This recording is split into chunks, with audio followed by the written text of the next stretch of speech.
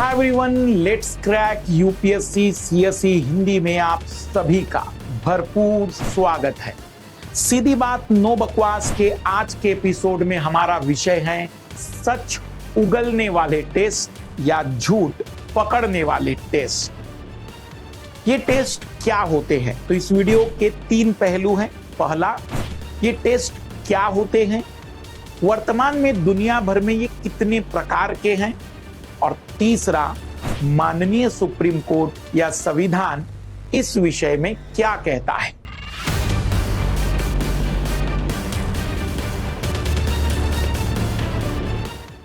तो सबसे पहले सच उगलने वाले टेस्ट कुछ मूलभूत बातों पर ध्यान देते हैं। जैसे कोई व्यक्ति झूठ तभी बोल सकता है जब उसके सोचने की क्षमताएं होती है। कोई व्यक्ति झूठ बोलते समय असहज महसूस करता है, या कोई व्यक्ति अगर कोई चीज जानता है तो उसके मस्तिष्क में कोई ना कोई विशेष प्रकार की गतिविधि होती होगी।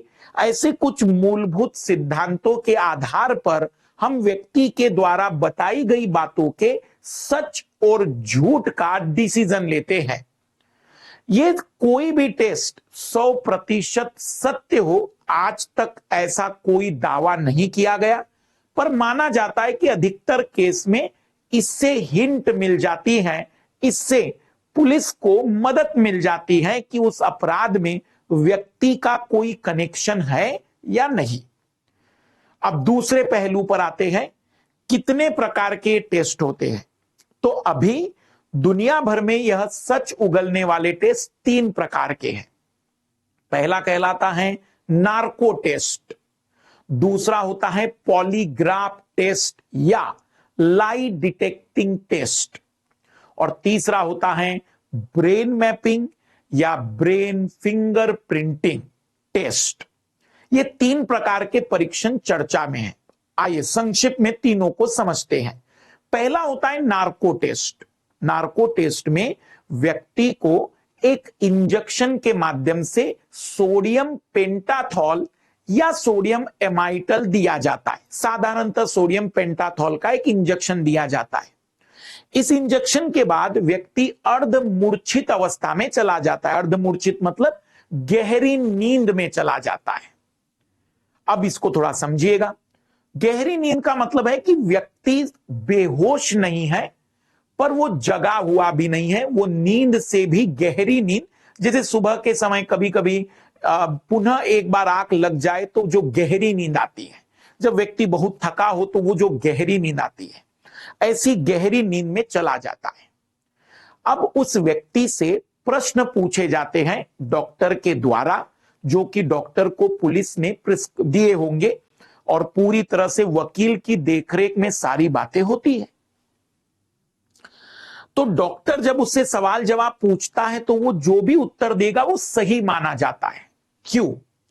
क्योंकि मेडिकल साइंस में माना जाता है कि व्यक्ति तभी झूठ बोलेगा या तभी झूठ बोल पाएगा जब उसके सोचने की क्षमताएं होगी। क्योंकि झूठ बोलने के लिए व्यक्ति को कुछ क्रिएट करना पड़ता है, पर जो उसके मस्तिष्क में है वही बात बताने के लिए उसको क्रिएशन और थिंकिंग नहीं करना पड़ता। और व्यक्ति जब गहरी निद्रा में होता है तो उसकी थिंकिंग क्षमताएं न्यूनतम होती है। इसलिए इस तरीके के विषय में हम बेहतर तरीके से जान पाते हैं कि वह उस विषय को जानता भी है या नहीं।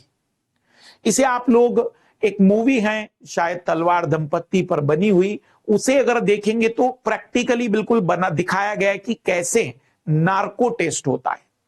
इस टेस्ट में डर यह होता है कि यदि दवाई की मात्रा ज्यादा हो जाए तो व्यक्ति की मृत्यु भी हो सकती है।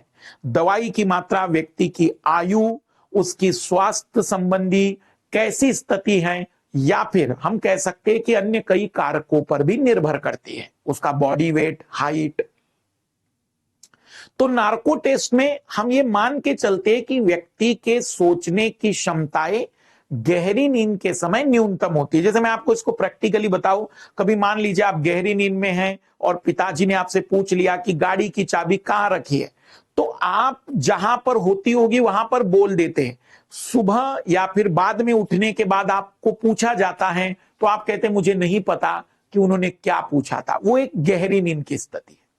दूसरा टेस्ट होता है पॉलीग्राफ टेस्ट या लाई डिटेक्टिंग टेस्ट। इस टेस्ट में पॉलीग्राफ का मतलब कई ग्राफ। इस टेस्ट में व्यक्ति की हार्ट बीट, उसके हाथ और पैरों की मसल्स का मूवमेंट, हाथ पैरों की मांसपेशियों की गतिशीलता, उसके सांस लेने की दर, ऐसे कई कारकों को डिटेक्ट किया जाता है।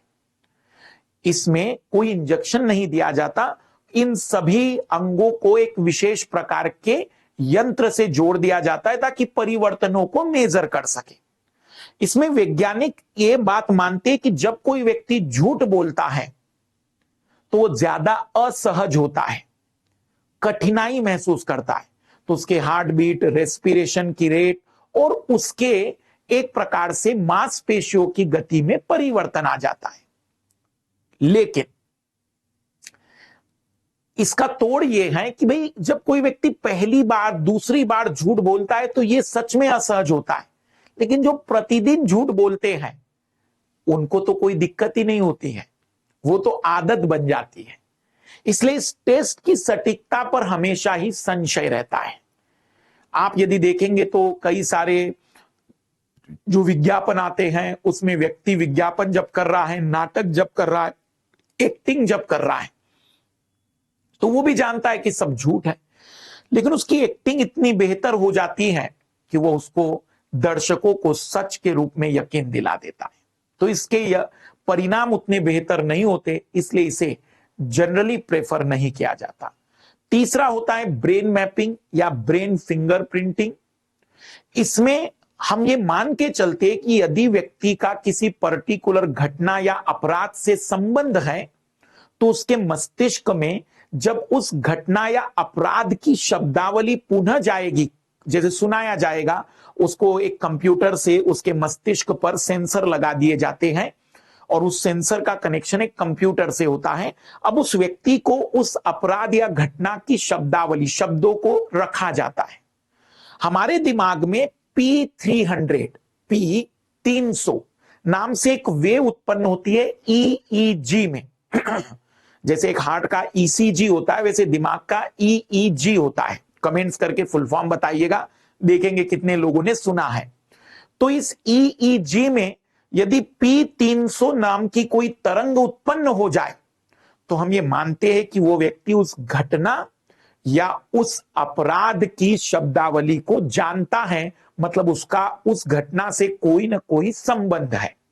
एक अच्छा टेस्ट है, लेकिन इसमें भी कमियां हैं। अब मान लीजिए कि कोई घटना हुई, समाचारों में, अखबारों में उस घटना का विवरण आया, आपने उसको पढ़ लिया और फिर आपका भी अगर टेस्ट किया जाए तो आप भी P300 रिलीज करेंगे। इसलिए फिर वह घटना का संबंध है उस व्यक्ति का उससे, या उसने समाचारों में सुना उस कारण से हुआ, इस पर संशय रहता है।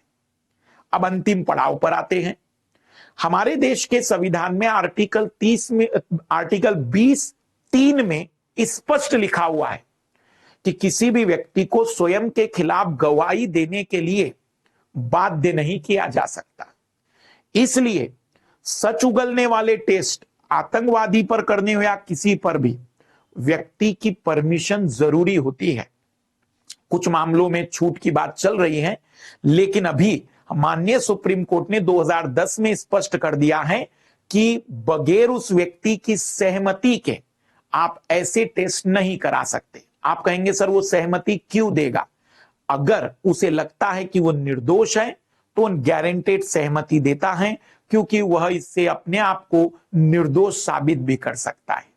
तो कई बार सहमति मिल जाती है, कई बार सहमति नहीं मिलती, वो एक अलग प्रश्न है। जैसे कि 2022 में एक अपराधी को के लिए ब्रेन मैपिंग की चर्चाएं हुई तो उसने सहमति नहीं दी। वो एक तरीके से आतंकवादी था और उम्र अधिक होने का उन्होंने रीजन दिया था। तो न्यायालय सम्मान करता है इन चीजों का भी। आपको क्या लगता है कि सच उगलने वाले टेस्ट कितने सटीक होंगे, और क्या सच में कोई ऐसा टेस्ट बन पाएगा जो 100% एक्यूरेसी के साथ सही परिणाम दे पाएगा? कमेंट्स करके जरूर बताइएगा। और ये एपिसोड कैसा लगा उस पर भी अपनी राय दीजिएगा। आप और किन बातों को इस एपिसोड में चाहते हैं हमें कमेंट्स करके जरूर बताते चलिएगा। सभी को बेस्ट ऑफ लक। बाय।